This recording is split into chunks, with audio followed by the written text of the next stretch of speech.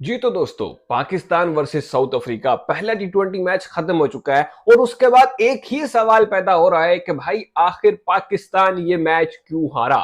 पाकिस्तान के इस मैच के हारने के पीछे रीजन क्या है? कोई भी इस बात का सही तरह से जवाब नहीं दे पा रहा कि भाई पाकिस्तान किस वजह से हारा है। आज इसी के ऊपर थोड़ी सी नजर डालते हैं। अगर आ ही गए हो हमारे चैनल पे तो भाई साहब सब्सक्राइब कर दो और वीडियो को लाइक कर देना अगर अच्छी लगे तो। पहले तो शर्त है एंड तक देखना कि हमने इसमें पॉइंट क्या उठाया है।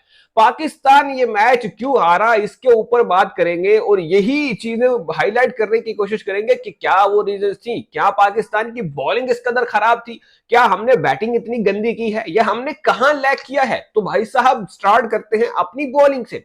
जब पाकिस्तान की टीम बॉलिंग कर रही होती है तो हर तरफ से हर फैन को यही लग रहा होता है कि भाई साहब ये जो विकेट है ना पिंडी की, ये बैटिंग पैराडाइज है। बिल्कुल बॉलर्स के लिए तो सपोर्ट ही नहीं है। देखो ना कैसे अपने शीनू भाई पिट रहे हैं, देखो अपने कैसे नसीम भाई भी फ्लॉप हो रहे हैं। यहाँ पे अबरार अहमद को भी कोई परचेज नहीं मिल रहा बल्कि धुलाई हो रही है।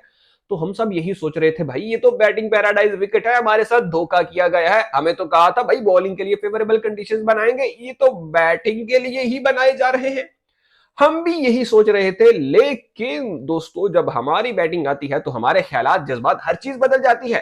तो यहां से एक चीज साबित होती है कि इस हार में किरदार और किसी का नहीं, महज मतलब ये नहीं कि बाकी टीम का किरदार नहीं है, लेकिन हमारी बॉलिंग का भी अच्छा खासा किरदार शामिल है। हमारे नए नवेले कप्तान अपने शीनू भाई जो हैं, जो कि ओडीआई के कप्तान हैं, यहाँ पे अच्छी खासी 11 की इकोनॉमी के साथ पिटते हैं। इसी इकोनॉमी के साथ नसीम शाह भी बाकायदा मुकाबला करते हैं और माशाल्लाह से अच्छे खासे रन कंसीड कर जाते हैं। और विकेटें फिर आपको पता है दोनों को एक एक मिलती हैं। शीनू भाई को तो भीख वाली विकेट मिलती है, आखिरी ओवर में आके सेकंड लास्ट बॉल पे शीनू भाई विकेट लेते हैं। और नसीम शाह को भी जो विकेट मिलती है वो भी बस ठीक ही है, जॉर्ज लेंडे को मेरे ख्याल में आउट करते हैं। लेकिन वो एक ही बाल इनकी इस पूरे मैच में अच्छी होती है, अदरवाइज तो भाई की खूब धुलाई होती है। अबरार अहमद भी हैं दोस्तों इस लिस्ट में शामिल, जो कि जी हाँ पिटने वालों में शामिल है। एक अच्छी चीज अबरार अहमद की बॉलिंग की थी, लेकिन वो बाद में डिस्कस करेंगे। लेकिन इस मैच में जो इनकी खराबी थी वो इन्होंने रन्स बहुत ज्यादा कंसीड किए हैं। ये थी भाई इस मैच में इनकी खराबी। अब थोड़ा सा दोस्तों आप अगर आगे चलो तो आपको नजर आएगी पाकिस्तान की बैटिंग। अब 190 का टोटल बोर्ड पर लगा हो तो आप ये एक्सपेक्ट करते हो कि आपके ओपनर्स ऑल गन्स ब्लेजिंग जाएंगे और ऐसा बेहतरीन परफॉर्म करेंगे कि भाई साहब क्या ही कहने। एक बार फिर से साहिबजादा फरहान उसी अंदाज में जैसे बुमराह को उन्होंने खेला था एक बार फिर से धुलाई करना चालू करते हैं। लेकिन दोस्तों वही होता है जिसका डर होता है। साथ में खड़े साई मयूब महज बॉल ही जाया कर रहे होते हैं, ना उनसे बल्ले से कनेक्ट हो रही होती है, ना उनसे कोई शॉट लग रहा होता है। हालांकि पहली ही गेंद के ऊपर उनका कैच भी ड्रॉप हो जाता है जिससे वो अंडे पर आउट होने से बच जाते हैं, लेकिन उसके बाद भी वो एक शेल में ही रहते हैं। वो शॉट्स ट्राई करते हैं, उनके बल्ले से शॉट कनेक्ट नहीं हो रही होती, गेंद उनके बल्ले पर नहीं आ रही होती। रीजन क्या है ये हमें समझ नहीं है, लेकिन साथ में खड़े साबिजा फरहान के ऊपर एक्स्ट्रा प्रेशर आ जाता है। दो गेंद के बाद जब उनसे बाउंड्रीज नहीं आती तो वो स्ट्राइक रोटेट भी नहीं कर पाते। साहिबजादा फरहान का जो कि एक ऑलरेडी मसला है कि वो 52% बॉल्स पावर प्ले के अंदर डॉट बॉल्स खेलते हैं। भाई वो बंदा सिंगल लेने की कोशिश ही नहीं करता। वो उसको समझ नहीं आती कि सिंगल भी लेनी है। वो कहता है बस मैं छक्का ही मारूंगा, बुमराह को दो मार दिया अब तो मैं सबको मारूंगा। तो ये भी हमारी एक वीकनेस थी, ये भी हमारी एक खामी थी यहाँ पे। और पावर प्ले हमने इतना गंदे तरीके से खेला है भाई। पहले 2-3 ओवर में 20-24 रन आ गए, उससे अगले 3 ओवर में महज 12-14 रन लिए हैं हमने पूरे पावर प्ले में। भाई साहब पावर प्ले के 3 ओवर हमने 12 रन से निकाल दिए। हद होगी यार वैसे।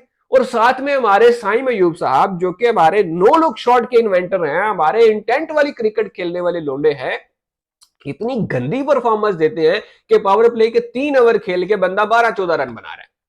पावर प्ले में से 3-3.5 ओवर जो हैं वो सिर्फ और सिर्फ साई मयूब ने खेले हैं। उन्होंने माशाल्लाह से सेट होने की कोशिश की है और पावर प्ले के सारा जो एडवांटेज लेना था हमने वो जाया कर दिया। फिर जब आपने स्टार्ट ही ऐसा लिया है उसके बाद फिर आप कैसे कैपिटलाइज करोगे? कैसे आप ये उम्मीद करते हो कि भाई साहब आप टारगेट को चेज कर लोगे जो 190 का टारगेट है?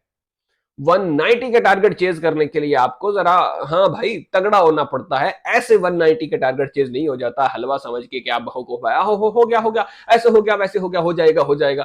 ऐसे नहीं होता दोस्तों। जब आप प्रॉपर स्टार्ट ही प्रोवाइड नहीं करोगे तो फिर टारगेट चेज नहीं होगा। फिर बाबर आजम आ जाते हैं, वो भी कुछ खास परफॉर्म नहीं कर पाते। फिर हमारे आगा सलमान साहब आते हैं जो कि हमारे कप्तान हैं, जिनसे हमारी उम्मीदें होती हैं। आगा साहब 7 गेंदों का सामना करने के बाद 2 रन स्कोर करते हैं और एक खूबसूरत टेस्ट नॉक खेलकर अपनी विकेट थ्रो कर जाते हैं।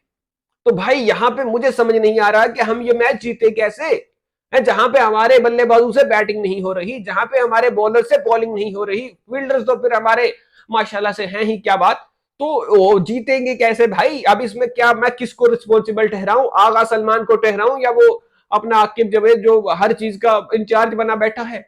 और भाई किसको, माइक हैसन को कहना है या किसको कहना है? और टीम हमारी ऑल आउट हो रही है। सबसे बड़ी दुखदायक बात यह है कि हमारी टीम ऑल आउट हो रही है। टी20 में हम 10 विकेट नहीं बचा पा रहे भाई, और टेस्ट क्रिकेट में कैसे बचाएंगे? फिर मैं तो यही सोच रहा हूं, टी20 में जब से माइक हैसन आए हैं हम हमेशा ही ऑल आउट हो रहे हैं, जो कि बड़ी अलार्मिंग चीज है पाकिस्तान के लिए कि हम टी20 में भी अपनी 10 विकेट नहीं बचा पा रहे, पूरे ओवर नहीं खेल पा रहे। तो हम जीतेंगे कैसे, हम कंपीट कैसे करेंगे?